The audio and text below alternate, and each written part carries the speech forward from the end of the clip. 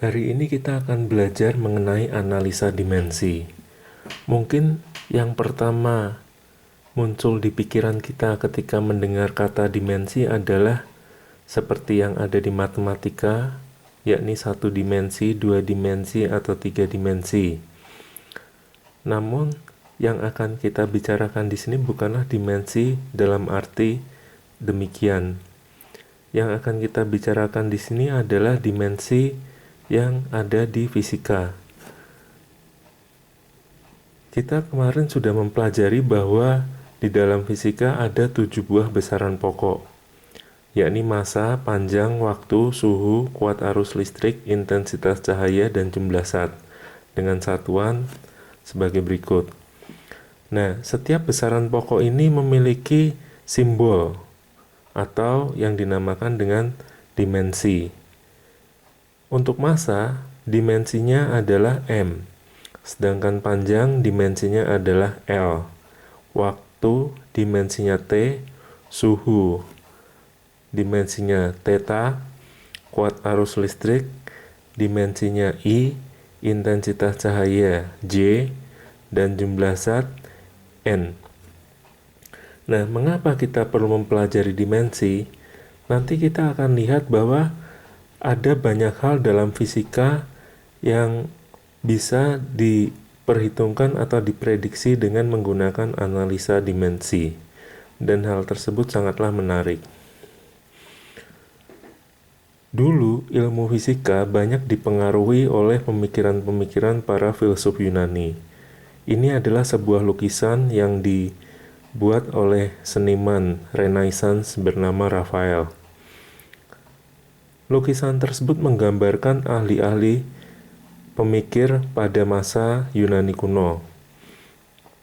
Di pusat dari lukisan ini adalah seorang yang sangat terkenal, yakni yang bernama Plato. Dan di sampingnya adalah Aristoteles. Nah, Aristoteles ini adalah murid dari Plato. Pemikiran dari Aristoteles ini banyak dipegang oleh orang-orang sampai dengan abad pada saat Galileo hidup. Salah satunya adalah ide mengenai bahwa bumi kita ini adalah pusat dari alam semesta dan dikelilingi oleh planet-planet termasuk juga matahari. Hal tersebut terus bertahan hingga sampai dengan masa Kopernikus, dan akhirnya juga ide tersebut ditentang oleh Galileo yang percaya bahwa matahari adalah sebagai pusat dari tata surya. Selain itu, Aristoteles juga meyakini bahwa apabila kita menjatuhkan benda ringan dan benda yang berat, maka benda yang berat akan jatuh dengan waktu yang lebih cepat daripada benda yang ringan. Jadi misalkan kita menjatuhkan, katakanlah benda pertama 1 kg, benda kedua 2 kg.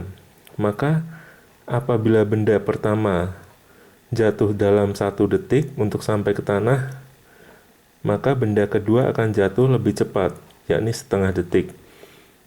Nah, oleh Galileo, hal tersebut disanggah.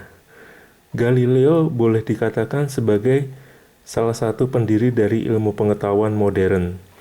Menurut legenda, dia naik ke bagian paling tinggi dari menara Pisa untuk menjatuhkan 2 benda, dan ternyata kedua benda ini yang beratnya berbeda jatuh di tanah pada waktu yang hampir bersamaan. Nah, nanti kita akan melihat bagaimana hubungan antara waktu yang dibutuhkan oleh benda untuk jatuh ke tanah dengan ketinggian benda tersebut dari tanah. Ini adalah salah satu soal dari analisa dimensi pertama yang akan kita pecahkan.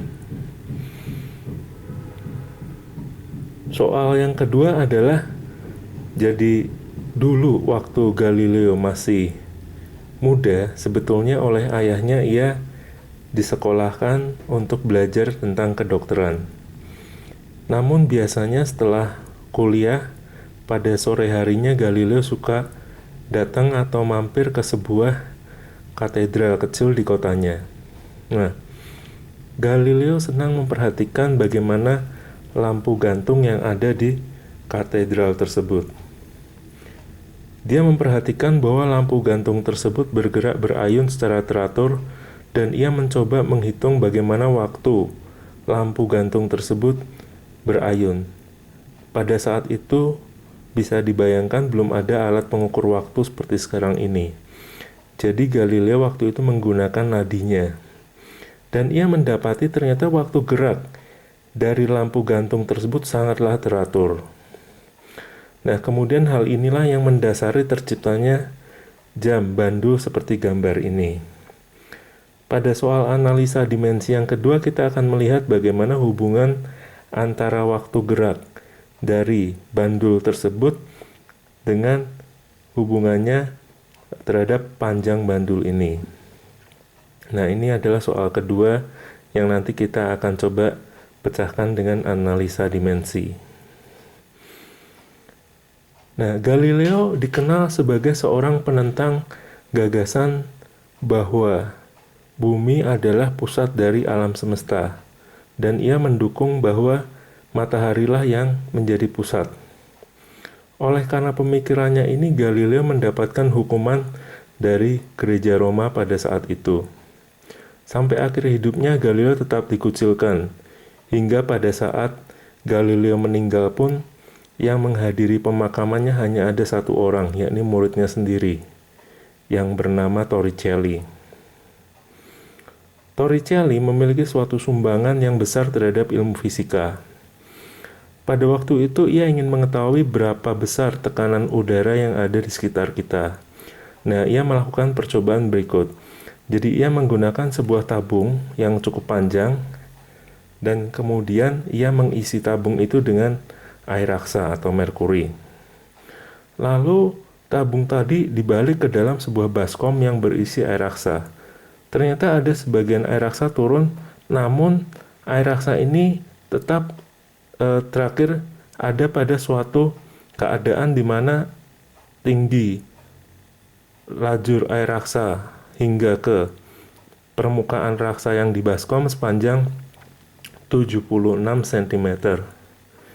Begitu juga dengan ketika tabung tadi dimiringkan, yakni jarak vertikal ke permukaan raksa yang ada di baskom setinggi 76 cm. Dari percobaannya tersebut, Torricelli mendapat kesimpulan, yakni bahwa tekanan udara yang ada di sekeliling kita ini nilainya adalah sama seperti tekanan yang diakibatkan oleh raksa yang setinggi atau sedalam 76 cm tadi. Nah, ini nanti menjadi soal ketiga untuk soal analisa dimensi, yakni mengenai tekanan yang diakibatkan oleh suatu zat cair atau tekanan hidrostatik.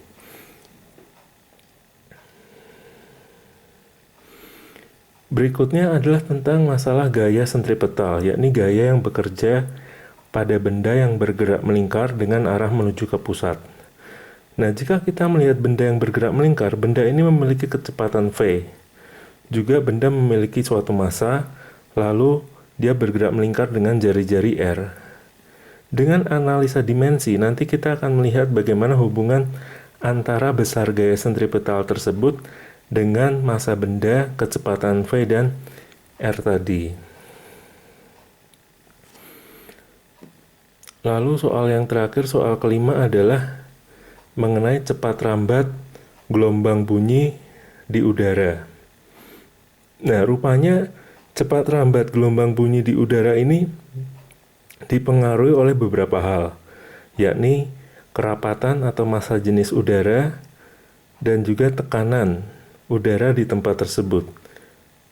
Dengan analisa dimensi, kita bisa mencari bagaimanakah nilai kecepatan rambat bunyi ini dihubungkan dengan kerapatan atau massa jenis udara dan juga tekanan udara di tempat tersebut. Jadi sesungguhnya belajar analisa dimensi ini ada banyak sekali manfaatnya, di mana kita bisa melihat hubungan antara satu besaran dengan besaran yang lain dalam fisika. Baiklah, kita akan selanjutnya melihat soal-soal itu yang akan diselesaikan dengan cara analisa dimensi.